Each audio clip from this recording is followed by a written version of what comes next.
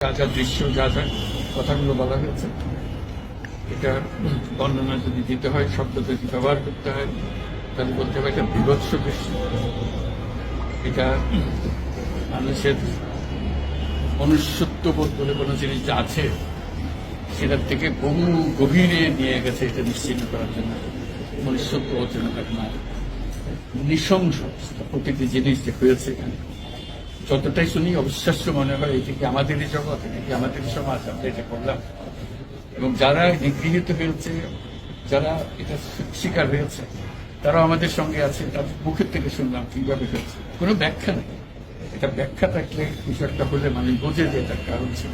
এটা বিনা কারণ রাস্তা থেকে উঠিয়ে আনা, বিনা দোষে কতগুলো সাক্ষী সাবুত হাজির করে সেই যন্ত্র এক্সপ্লোসিভ কতগুলো গাড়ির মধ্যে ঢুকিয়ে দিয়ে তারা বলছে তুমি সন্ত্রাসী জঙ্গি, এগুলো বলে বলে তাকে নিয়ে আসা হয়েছে।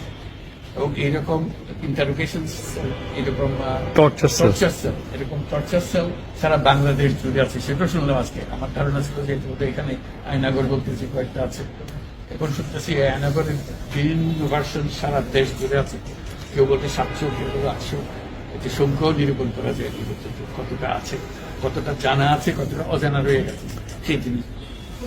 আমরা এমনি শুনি আইএমএ জাহেলিয়াত বলে একটা কথা আছে। এই গত সরকার এই আইএমএ জাহেলিয়াতকে প্রতিষ্ঠিত করে গেছে সর্বক্ষেত্রে। এটা তার একটা নমুনা। আর আমি কমিশনকে ধন্যবাদ জানাচ্ছি, তারা বহু কষ্ট করেছে। অন্যান্য কমিশন তো তারা করেছে, অন্তত তারা নিজেদের ঘরে বসে করতে পেরেছে। এদেরকে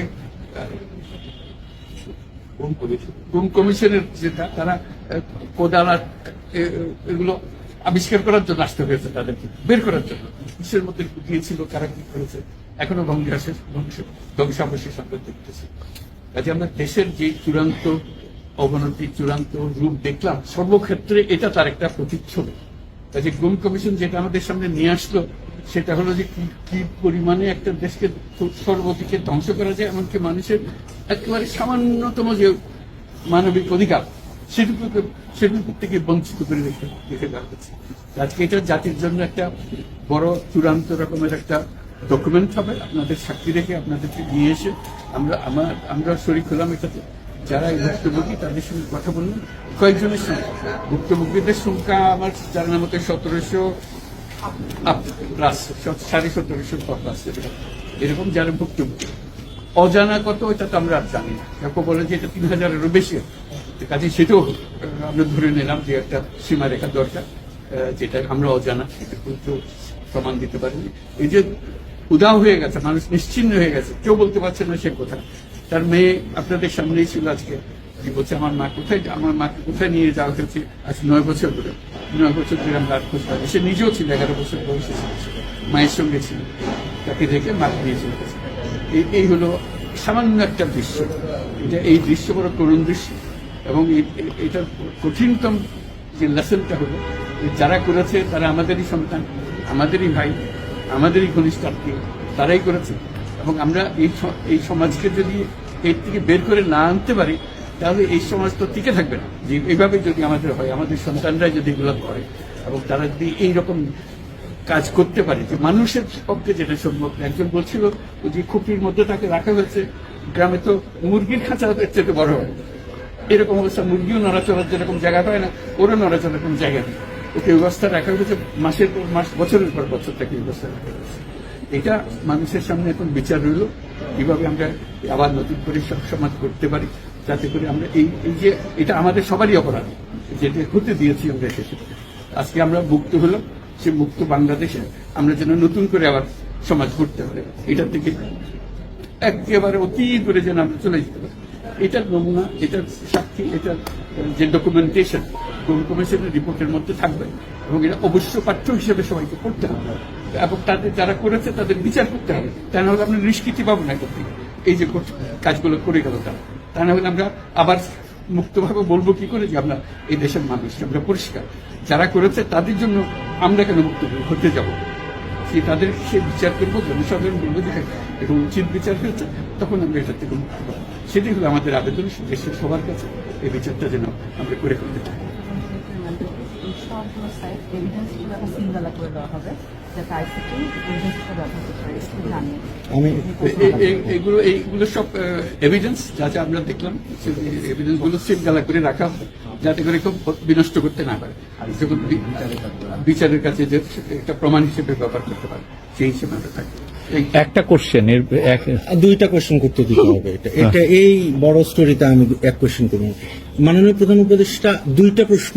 প্রথমটা হলো যে আপনার পাশে যে দুইজন আপনার ক্যাবিনেটের মেম্বার দাঁড়ায় আছেন, দুইজনেই কিন্তু জিআইসি বা আয়নাঘরে বন্দী ছিলেন, আজকে তারা আইডেন্টিফাই করছেন, এবং আমরা আরো কয়েকজন সার্ভাইভারের সাথে কথা বলছি, এবং তারা যারা বেঁচে আছেন, ফিরে আসছেন, তারা বলছেন যে তারা রাষ্ট্রের কাছে একটা উপযুক্ত ক্ষতিপূরণ চান, কারণ এগুলো প্রতিটা মামলাতে ওনাদের এক একজনের লক্ষ লক্ষ টাকা খরচ হয়েছে, এবং আপনার সরকার থেকে গুমের সার্ভাইভার এবং গুমের শিকার ভিকটিম ফ্যামিলিদেরকে কোনো ক্ষতিপূরণের কোনো চিন্তা আপনাদের আছে কিনা, এটা আমার প্রথম প্রশ্ন। ক্ষতিপূরণ হিসেবে আমরা দেখিনি, আমরা দেখছি যে ন্যায় বিচারটা তার জন্য হয় অতি তাড়াতাড়ি হয়, যে বিচার দীর্ঘসূত্রিতা করে থাকবে সেই জন্য এটা থেকে নিষ্কৃতি পায়, এটা আমাদের ফার্স্ট প্রেফারেন্স।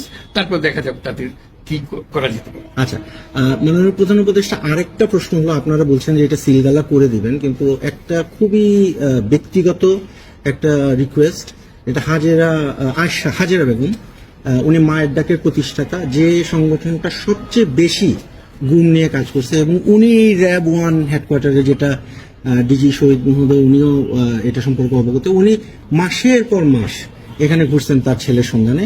উনি আর ওনার মেয়ে একটু এই জায়গাটা ঘুরে দেখতে চান, এটা অনুমতি আপনারা দিবেন কিনা? বিশেষ গুম কমিশন, এটা মানে গুম কমিশনকে যদি আমরা বলি,